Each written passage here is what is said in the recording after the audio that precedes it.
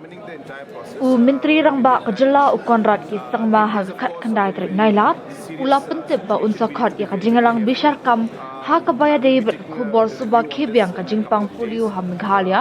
hashwa ba unkran shapang ka ni ka banta patru ban pinkre halor te tin jam ban shim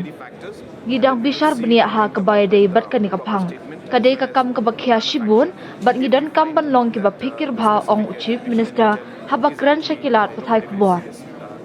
ngan sa khot shen ya ka jingalang hakini ki khindat singi benwan bat hadien ka ni ngan sala ban a ya ka jubab ka ba biang halor ka jinglong jingman baro ula benra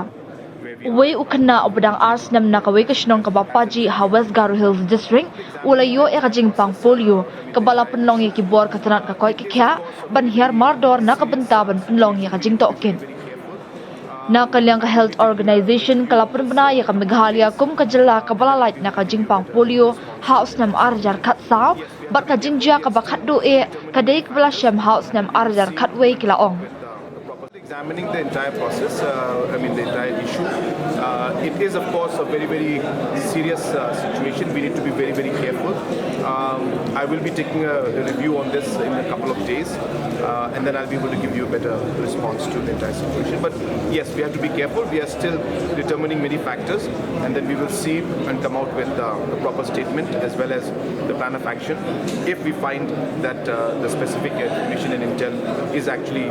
very, very serious, as it has been made to be.